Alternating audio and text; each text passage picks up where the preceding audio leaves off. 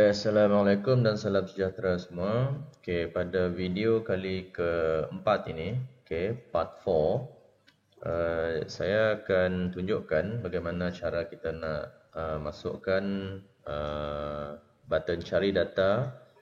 Okey, kita cari data dahulu di bahagian receipt ini. Kita cari data, kemudian kita boleh edit ataupun delete data tersebut. Jadi kita kena ada cari data, button cari data seperti ini. Kemudian kita tambahkan dengan button edit dan button delete data tersebut. Maksudnya kalau tersilap, kita delete melalui user form ini sahaja. Tapi sebelum itu saya nak masukkan dahulu button cetak data keseluruhan. Okay, di bahagian atas ini saya nak masukkan cetak data keseluruhan. Okay, saya kopikan command button di bahagian atas. Okay, letak di sini, letak di ujung.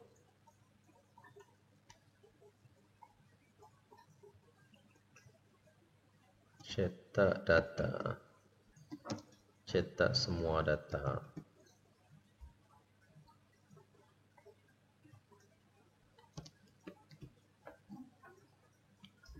Print all, okay. Kita tukarkan nama command button kepada cmd cetak data. Okey, untuk nama kita tidak boleh letakkan jarak, space, kita tidak boleh. Dia akan ralat. Dan back color kita tukar kepada warna ungu purple. Okey, cantik. Okey, untuk CMD cetak data ini, dia akan mencetak seluruh data database yang terkumpul di sini tadi. Okey, dia akan cetak semua sekali. Okey, jadi untuk cetakan ini kita akan cetak bermula daripada bahagian atas. Okey, sebelum kita cetak, saya nak masukkan jumlah bayaran di sini. Okey, jumlah keseluruhan bayaran. Okey, mana saya nak masukkan di sinilah. Okey, ini kalau kita nak edit pun boleh. Okey, kita masukkan sedikit wang. Okay, jumlah bayaran.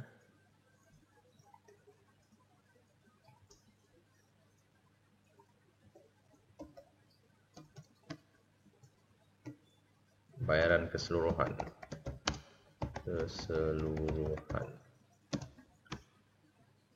Okey, bayaran keseluruhan. Masukkan di dalam border. Okey, ini akan berlaku secara automatik bayaran keseluruhan ni. Okey, kita boldkan sama dengan jumlah bayaran ini. Okey, sum jumlah bayaran ini. Okey, hinggalah kita akan kita akan heret ini sehingga ke 5,000. Okey, ataupun lebih pun tidak mengapa. Okey, so dia automatically counting. Tidak begitu cantik, kita pergi kepada currency. Okey, currency dia akan rapat sedikit. Kalau counting dia tak rapat. Okey, jadi bayaran keseluruhan adalah 1,000. Okey, jadi sekarang kita nak masukkan print data, cetak semua data. Okey, klik pada cetak semua data, dia akan keluar bahagian ini yang baru. Okey, apabila cetak data itu diklik, kita akan dibawa ke worksheet data tersebut. Okey, kita type this worksheet, this workbook. Okey, workbook.worksheet.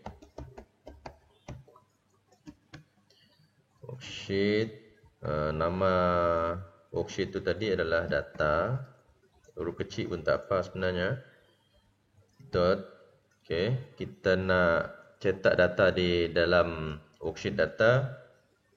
So ini kita kena activate dulu. .activate. So apabila ianya activate, okay, yang ini kena unload me. Okay, ataupun unload me ni, okay, borang itu unload me. Ataupun unload me dahulu pun boleh. Okay, borang itu akan keluar, borang receipt ni akan keluar, kemudian worksheet data akan activate, aktif, dan barulah paparan window dialog printer tu keluar. Okay, okay, kita just ambil ni. Okay, copy masuk di sini. Application dialogs xl.dialogprint.show. Okay, selepas kita print ataupun kita tak jadi nak print, dia akan kembali semula ke form receipt. Form receipt.show semula. Okay, kita boleh test. Okay, bila cetak receipt, cetak semua data, klik. Okay, dia akan pergi kepada data. Okay, sebagai contohnya, kalau contohnya saya letakkan worksheet ini pada worksheet receipt. Okay, kita cuba sekali lagi. Okay, ini worksheet receipt. So kalau saya klik pada cetak semua data, dia akan automatically pergi ke bahagian data dan kita boleh preview. Okay, preview dia masih menggunakan setup yang tidak tepat, tidak betul. So kita kena atur setupnya. Okay, jadi kita pergi ke page layout, kita tukar orientationnya ke landscape. Okay, pun masih jauh. Kita pergi ke, okay, ini A4, dan bahagian width ni kita tukar kepada one page. Okay.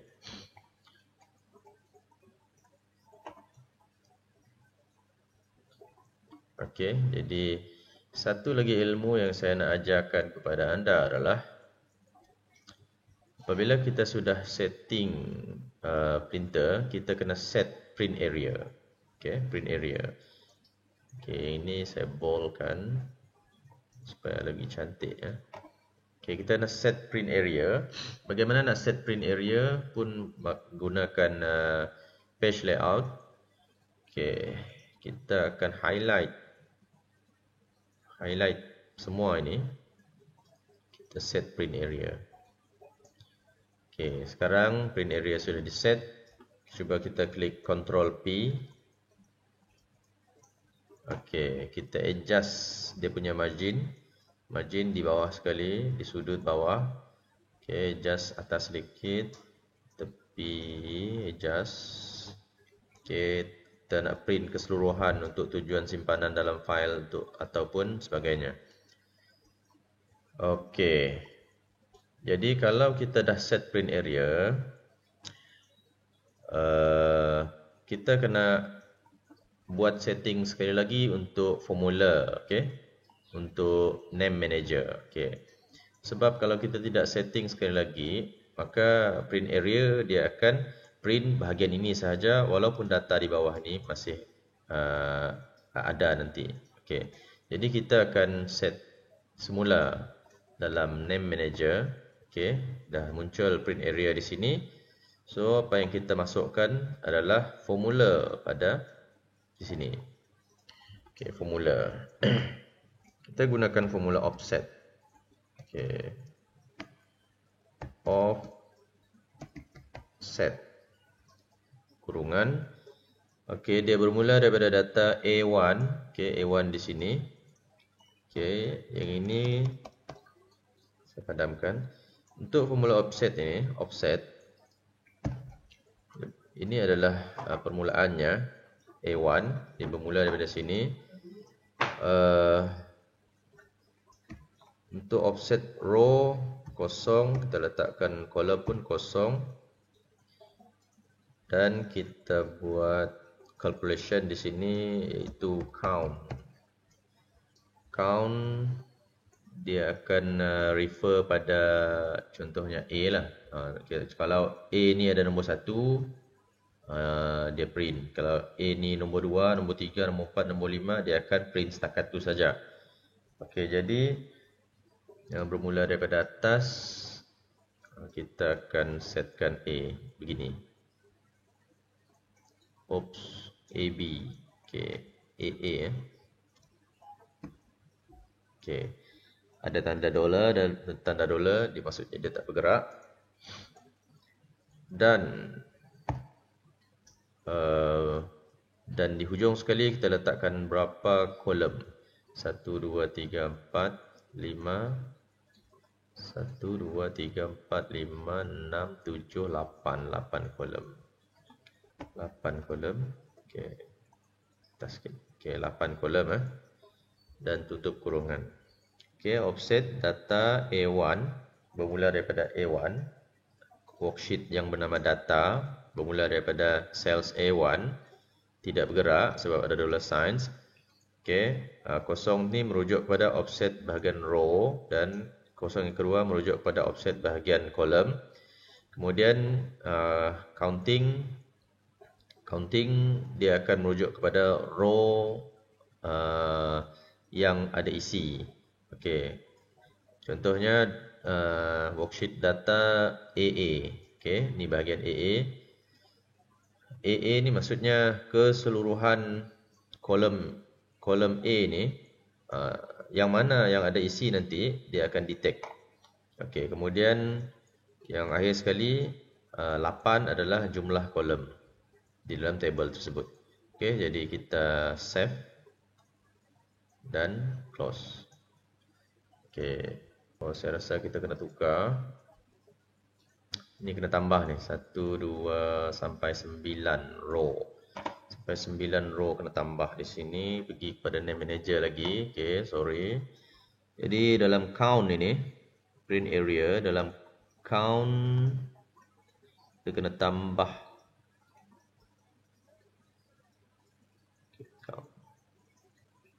sini, kita dah tambah 9 row, 9 tambah count data. Okey, ini barulah betul. Barulah tanda yang menunjukkan ini. Okey. So ambil contohlah, kalau saya tambah lagi satu di sini. Bagi contoh, kita tambah 5 Oktober 2020. Okey, jadi cuba kita tengok print Ctrl P. Okey, dia akan automatically menambah print area. Okey, jadi ini sudah berjaya.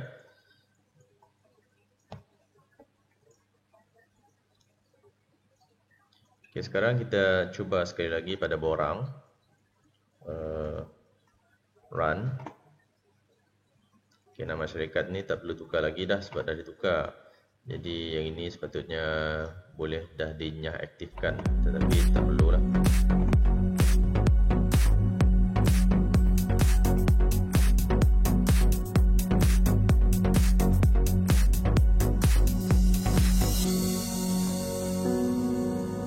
Dan kita klik cetak resit.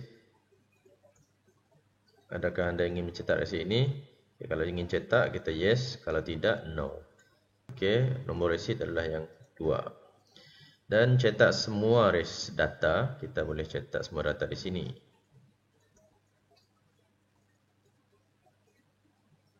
Okey, preview. Okey, tarikhnya automatically ikut ni. Kita isikan sekali lagi.